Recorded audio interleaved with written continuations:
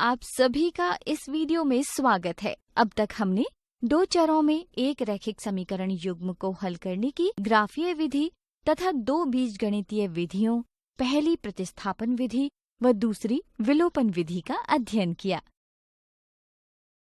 इसी क्रम में आगे बढ़ते हुए हम तीसरी बीजगणितीय विधि वज्र गुणन विधि यानी कि क्रॉस मल्टीप्लिकेशन मेथड का अध्ययन करेंगे। आइए इसकी शुरुआत हम दो चरों में एक रैखिक समीकरण युग्म के व्यापक रूप से करते हैं। अब विलोपन विधि यानी कि एलिमिनेशन मेथड से इस रैखिक समीकरण युग्म को हल करते हैं। यहाँ चर y को विलुप्त करने के लिए समीकरण 1 को b2 से तथा समीकरण 2 को b1 से गुणा करते हैं, जिससे हमें समीकरण 3 व 4 मिलती है। समीकरण 4 को समीकरण 3 में से घटाने पर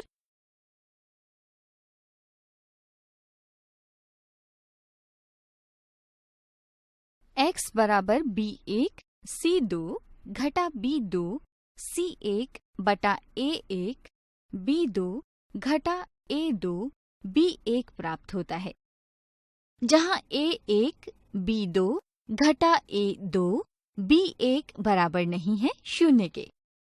x के इस मान को समीकरण 1 या 2 में रखने पर हमें y बराबर c1 a2 घटा c2 a1 बटा a1 b2 घटा a2 b1 प्राप्त होता है, जहाँ a1 b2 घटा a2 b1 बराबर नहीं है 0 के। x व y के मानों को यदि हम इस तरह लिखें तो आप देखेंगे हमें x बटा b1 c2 घटा b2 c1 बराबर y बटा c1 a2 घटा c2 a1 बराबर 1 बटा a1 b2 घटा a2 b1 प्राप्त होता है। इस निष्कर्ष को हम इस विधि की मदद से भी याद कर सकते हैं। दो संख्याओं के बीच ये तीर के निशान बताते हैं कि संख्याओं को गुणा कर दूसरे गुणनफल को पहले गुणनफल से घटाते हैं। इस विधि में आप देख सकते हैं कि इन तीरों के निशानानुसार वज्र यानी कि तिरछी गुणा करने की वजह से इस विधि को वज्र गुणन विधि यानी कि क्रॉस मल्टीप्लिकेशन मेथड कहा जाता है। वज्र गुणन विधि से रैखिक समीकरण युग्म को हल करने की प्रक्रिया को हम 4 चरणों में पूरा कर सकते हैं।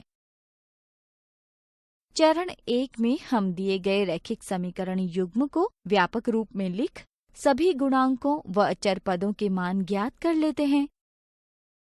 चरण 2 में हम दिए गए रैखिक समीकरण युग्म के लिए शर्त a1 b2 घटा a2 b1 बराबर नहीं है 0 की जांच करते हैं।